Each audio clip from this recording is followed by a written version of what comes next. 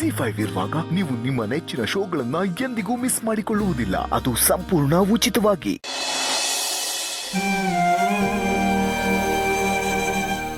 ಪಾಪ ಪೂರ್ಣಿ, ಅವಳ ವಿಷಯದಲ್ಲಿ ದೇವ್ರು ಯಾಕೆ ಇಷ್ಟು ಕ್ರೂರಿಯಾಗಿದ್ದಾನೆ ಅಂತಾನೆ ಗೊತ್ತಾಗ್ತಾ ಇಲ್ಲ. ಕನಸು ಕಾಣೋ ವಯಸ್ಸವಳ್ದು. ಆ ಕನಸನ್ನ ನನಸು ಮಾಡ್ಕೊಳ್ಳೋ ಮನಸ್ಸು. ಆದ್ರೆ ಪದೇ ಪದೇ ಅವಳಿಗೆ ನೋವು ಕೊಡ್ತಾನೆ ಇದ್ದಾನೆ. ದೇವ್ರಿಗೆ ಯಾಕೆ ಅವಳ ಮೇಲೆ ಕರುಣೆನೇ ಇಲ್ಲ ಅಂತ ಗೊತ್ತಾಗ್ತಿಲ್ಲ. ತುಳಸಿಯವರೇ, ದೊಡ್ಡವರಾಗಿ ನಾವು ಅವಳಿಗೆ ಧೈರ್ಯ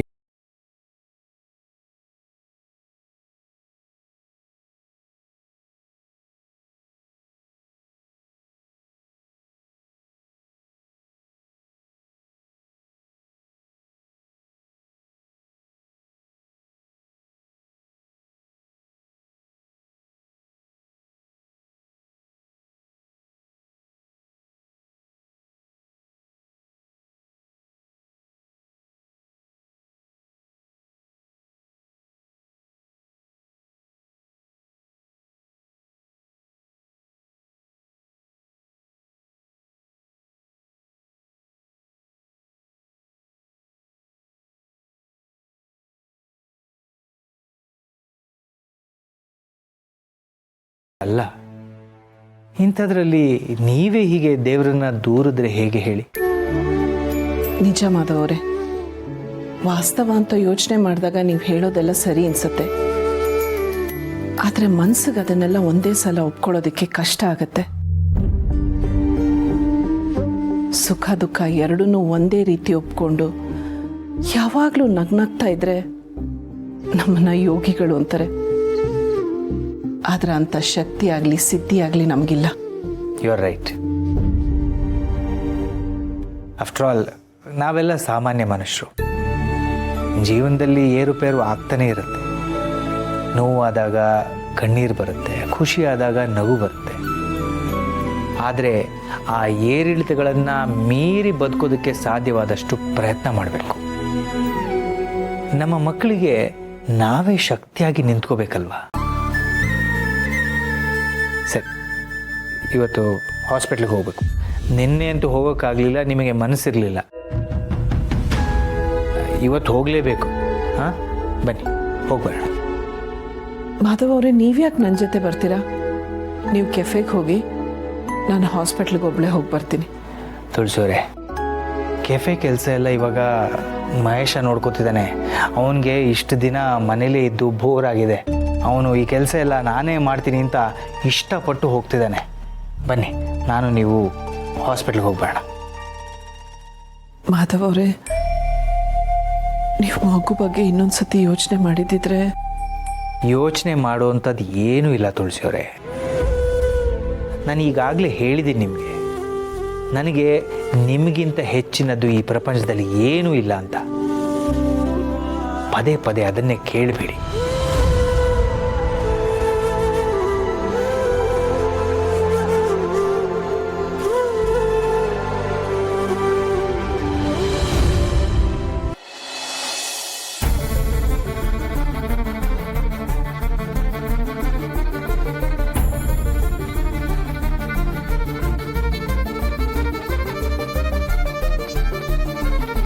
ಅಮ್ಮ, ಡಾಕ್ಟ್ರ್ ಏನಂದ್ರು?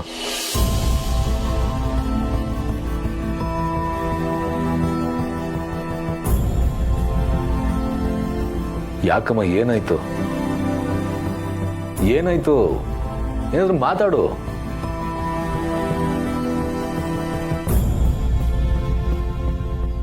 ಸರ್, ಏನಾಯ್ತು ಸರ್? ನೀವಾದ್ರೂ ಹೇಳಿ. ಡಾಕ್ಟ್ರ್ ಏನು ಹೇಳಿದ್ರು? ಏನಾದರೂ ಸೀರಿಯಸ್ಸಾ? ಹೌದು ಸಮ, ವಿಷಯ ಸ್ವಲ್ಪ ಸೀರಿಯಸ್ ಆಗಿದೆ. ಆದರೆ ನಿಮ್ಮಮ್ಮ ಡಾಕ್ಟ್ರ್ ಮಾತು ಕೇಳಕ್ಕೆ ರೆಡಿ ಇಲ್ಲ. ಅಂದರೆ ಡಾಕ್ಟ್ರ್ ಏನು ಹೇಳ್ತಾ ಇದ್ದಾರೆ? ಕೆಲವೊಂದು ಸಾರಿ ನಾವು ನಮ್ಮ ಮನಸ್ಸನ್ನು ಗಟ್ಟಿ ಮಾಡ್ಕೋಬೇಕಾಗತ್ತೆ.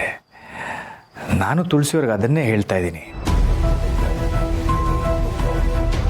ನನಗೆ ತುಳಸಿಯವರ ಜೀವಕ್ಕಿಂತ ದೊಡ್ಡದು ಬೇರೆ ಏನೂ ಇಲ್ಲ. ಡಾಕ್ಟ್ರು ಅವರಿಗೆ ಆಪರೇಷನ್ ಮಾಡಿಸ್ಕೊಳ್ಳಿ ಅಂತ ಹೇಳ್ತಾ ಇದ್ದಾರೆ. ಆದರೆ ತುಳಸಿಯವರು ಅದಕ್ಕೆ ಒಪ್ತಾ ಇಲ್ಲ.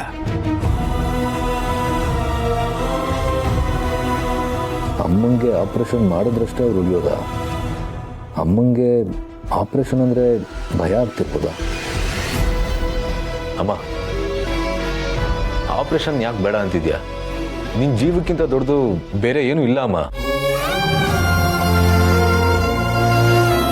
ನೋಡು, ನೀನು ಆಪರೇಷನ್ ಬಗ್ಗೆ ತಲೆ ಕೆಡ್ಸ್ಕೋಬೇಡ. ನೀನು ಆಪರೇಷನ್ ಮಾಡಿಸ್ಕೋ, ನಾನು ನಿನ್ನನ್ನು ಚೆನ್ನಾಗಿ ನೋಡ್ಕೊತೀನಿ.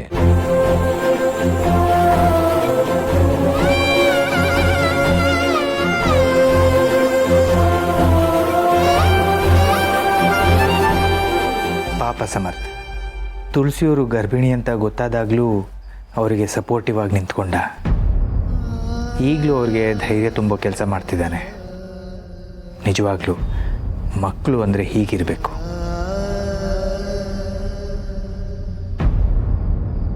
ಪಾಪು, ಇದಕ್ಕೆಲ್ಲ ನನ್ನ ಮನಸ್ಸು ಒಪ್ತಾ ಇಲ್ಲ. ಒಂಥರ ಸಂಕಟ ಅನ್ನಿಸ್ತಾ ಇದೆ. ಅರ್ಥ ಆಗುತ್ತೆ ಅಮ್ಮ, ಆದರೆ ಏನು ಮಾಡೋಕ್ಕಾಗುತ್ತೆ ಹೇಳಿ? ವಿಧಿ ಬರಹನ ಬದಲಾಯಿಸೋಷ್ಟು ದೊಡ್ಡವ್ರು ನಾವಲ್ವಲ್ಲ. ನೀನೇ ಹೇಳ್ತಾ ಇರ್ತೀಯ ನನಗಿಷ್ಟು ಜನ ಮಕ್ಕಳಿದ್ದಾರೆ ಅಂತ. ಹಾಗಿರುವಾಗ ನಾವೆಲ್ಲರೂ ನಿನ್ನನ್ನು ಚೆನ್ನಾಗಿ ನೋಡ್ಕೊತೀವಿ. ದಯವಿಟ್ಟು ಡಾಕ್ಟ್ರ್ ಹೇಳ್ದಾಗೆ ಆಪರೇಷನ್ ಮಾಡಿಸ್ಕೊ. ನೋಡಿದ್ರ ತುಳಸಿಯವರೇ, ನಿಮ್ಮ ಮಗನೇ ನಿಮಗೆ ಧೈರ್ಯ ಹೇಳ್ತಾ ಇದ್ದಾನೆ. ಅವನೇ ನಿಮ್ಮ ಜೊತೆಯಾಗಿ ನಿಂತು ಎಲ್ಲನೂ ಫೇಸ್ ಮಾಡೋಣ ಅಂತಿರುವಾಗ ನೀವು ತುಂಬ ತಲೆ ಕೆಡಿಸ್ಕೋಬೇಡಿ. ಡಾಕ್ಟ್ರ್ ಹೇಳ್ದಾಗೆ ಆಪರೇಷನ್ ಮಾಡಿಸೋಣ.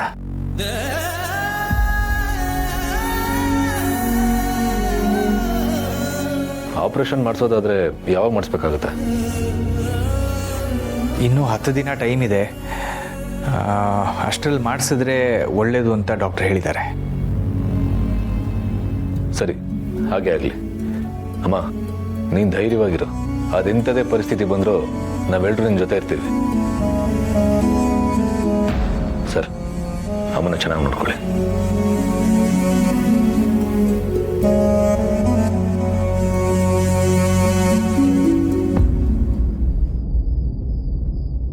ಮಾ, ಹುಷಾರು.